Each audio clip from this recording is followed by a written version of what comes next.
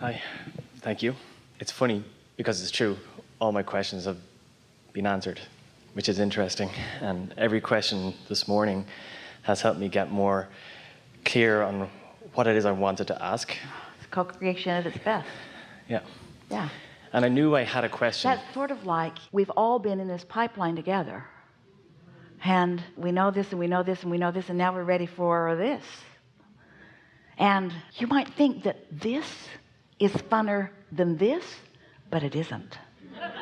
Because it's all relational, isn't it? It's all relative. Because when you didn't know this, it was exciting to come from this to this.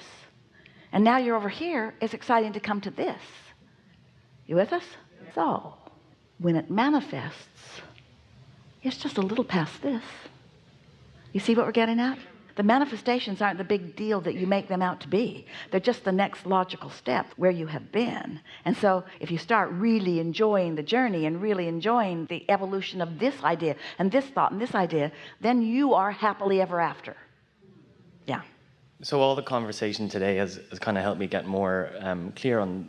I had this feeling that I wanted to ask the question. And before I woke up this morning, I had this dream that Esther was, for some reason, packing up the garbage in the room at the end of the session. And I was that was last night. And we had a little interaction. I said, "Oh, you're multitasking this morning." And she was like, "Oh, yeah. I take pleasure in all of it." I was like, "Great." And she does. And she does. And she gave me these little words of wisdom.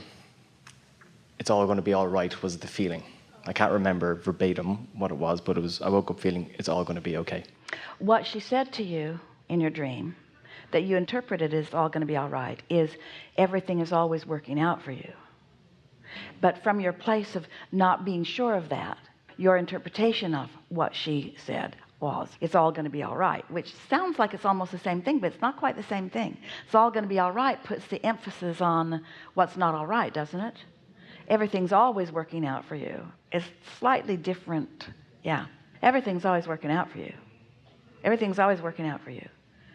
Everything's always working out for you. So Esther is on her way here, and she gets a text that lets her know the wonderful guy who drives the truck from venue to venue, he takes it to the next airport and parks it, and then he goes back and lives his life until it's time, and then he flies in and brings it to the hotel.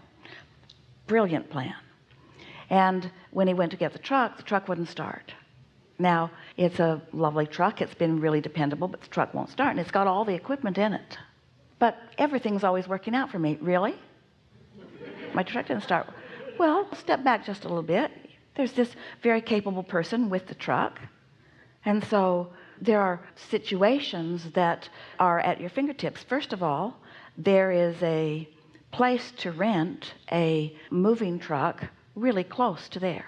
And some of the others were still flying in and were at the airport. So it was not terribly uncomfortable to go to the truck that won't start, move the contents from it into a truck that would start, and bring them to the hotel. Because everything's always working out for you. You see what we're getting at?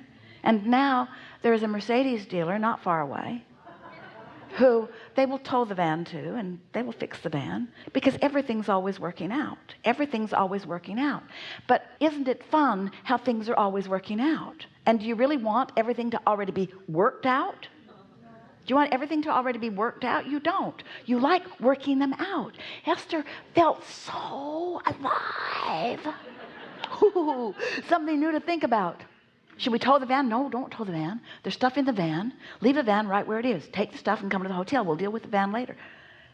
Fun to have these thoughts hatch. What's the best idea? Because everything's always working out for you. So the question is, do you want everything to be worked out for you, or do you want to be in the process of being part of what works things out? Are you a creator, or are you an observer of creation? You're a creator. And the fun is in the mixing it up, yes? Mm-hmm. Yeah? Yep. Don't want to beat the drum of the crap that happened in the last year. And I guess the question that it came to was, married the girl of my dreams. I loved her to the end of the earth. And 10 months after getting married, it was over. Sorry to get upset. And a part of me was, okay. Stop just for a moment. So it was over Is the dream over, or just that iteration of it? Well, and this is where I wonder, am I deluded? Is the dream bigger? What seemed like the ending of it, did it add more to the dream? Did it bring you more clarity? Well, so this is my question. Well, wait, you've got to answer our question first. Sorry. Did it bring you more clarity? It did. And is clarity in the least bit interesting to you? So this is where my natural Irish cynicism and skepticism comes in. Are we just making the best of a crap situation, or does it wake you up to what you needed to be woken up to? Well, here's the answer. You got to make the best of a crap situation in order to receive the benefit from the crap.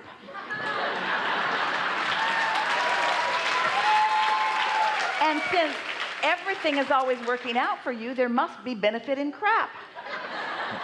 There's benefit in contrast. There is benefit in the contrast. There are things that you now know about yourself that you did not know before. And there are things that you want in a relationship that you were not that clear about before. And to call that relationship over, it may or may not be. We're not casting a determination about that. But from that, this is what we were talking about earlier. From a manifestation that produces more contrast, there is more potential for more benefit and life right within that. Hear this. If this time-space reality has the wherewithal, has the components to produce a desire within you, then this time-space reality has the ability to deliver the goods. If you can want it, you can have it. If this relationship has the ability to cause you to want something more, this relationship has the ability to deliver the goods. But what happens is people are so ready to pronounce it over because they've forgotten about all of this, and they aren't remembering that everything is evolving, and if it isn't, it's dying. You're always moving forward. It's always motion forward. So now, what do you think?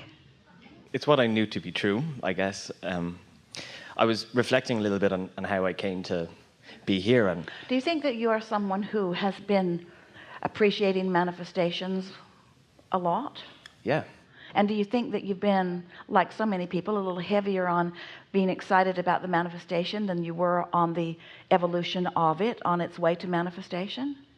I'm learning to be easy with that. And today, do you have more awareness than ever that the process is something to savor as well as the manifestation? Yeah. It's being in the now part, right? It's the being happy with the now. What it really is not being so hooked on the manifestation. But here's where it gets a little dicey for you. And perhaps if we ramble just a little bit right here, we can fill in some pieces for all of you, because this is the way it's looking to you right now. All right, Abraham, I wanted something and I thought I had it, and I liked what I thought I had, and then it went away, or then it didn't turn out to be what I thought that it was. And I liked it when the condition was pleasing, I liked it. But when the condition isn't pleasing, now I don't like it. And so I just feel this urgency to make the condition the way it was when I liked it. But I'm powerless to do that. I can't make the condition the way it was when I liked it. Well, that's what we were talking about. But most people, that's what they're trying to do. Trying to get the condition to be pleasing. And we want you to figure out how to be pleased apart from the condition. That's what unconditional is. Find a way to be pleased on your way to something, not need to be all the way there in order to be pleased. The wonderful thing is, once you have an experience that really matters to you and you figure this out, then you're home free forevermore on everything else. Because most people will tell you a story like this.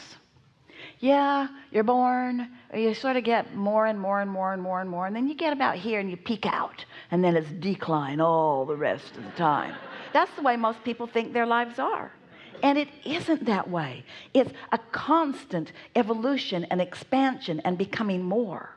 And so something that feels like it ended terribly, or it ended wrongly, or it ended in a painful way, first of all, it hasn't ended, because in its finishing itself out as that creation, it gave birth to more that you now have access to.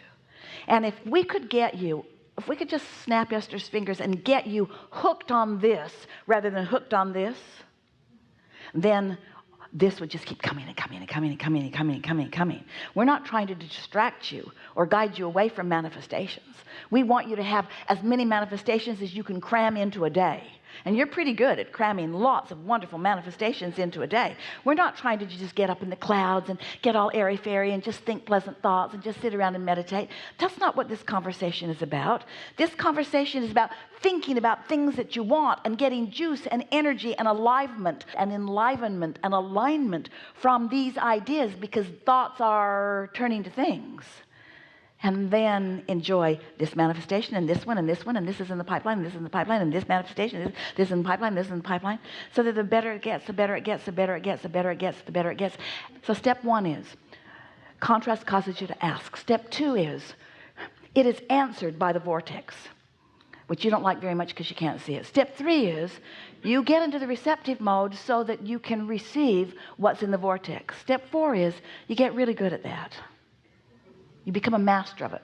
Weird that step 4 is just really good at step 3, but that's what we've decided to do. Step 4 is just being really good at step 3, maintaining your alignment anyway. And then step 5 is stepping back into contrast and not being upset about it. But the only way you can do that is by understanding how it works. Sometimes people, they want us to be like a crystal ball. They want us to say, well, it's not really over and it's going to get a lot better and it'll come back. And they want us to be the manifestation that they need to see in order to feel better. But we don't want to use these words to be the manifestation that you want to observe in order to feel better. We want you to figure out how to feel better anyway. Because when you feel better anyway, now you're unconditional. And when you're unconditional, you are truly free of circumstances. And isn't that where we began here today? What puts the drag in the new creation? What is? What is isn't what you think what is. What is isn't anymore. What is old news. What is manifestation. But what is isn't where your energy is. It isn't where your attention is. Well, it can be, but you're amending it and making it more. Nothing stands still. Nothing stands still. So you could look at that and you could say, it's not standing still, it's becoming more. It's not finished, it's not ended, it's becoming more. And feel the difference in that. The life-giving properties of that, you see. So? It's reminding me of I was telling my parents that I came across this thing, Abraham Hicks. Might be a bit weird, but just like, have a listen. Yeah, the man calls his wife Abraham. And I was thinking, I was like, all right, Craig, this is what happens. You've had a bit of a life moment, and now you're a lunatic, and you're listening to whatever. But listen to it more and more, and I was like, yep, get it, yep, it's all sounding pretty good. And my dad got excited by it.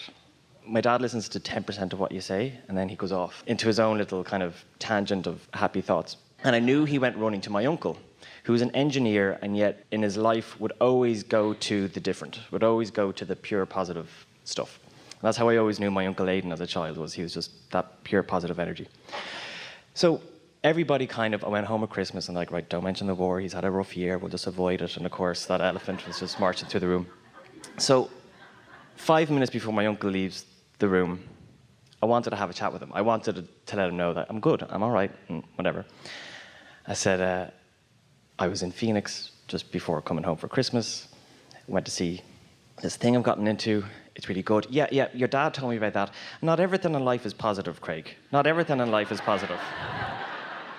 And I think he got afraid that maybe I was going to be like, oh, la, la, la, la. And as to what you were saying earlier, that Thank it's a goodness mix. not everything in life is positive, because if there were not contrast, there could be no evolution. He's right. Not everything is.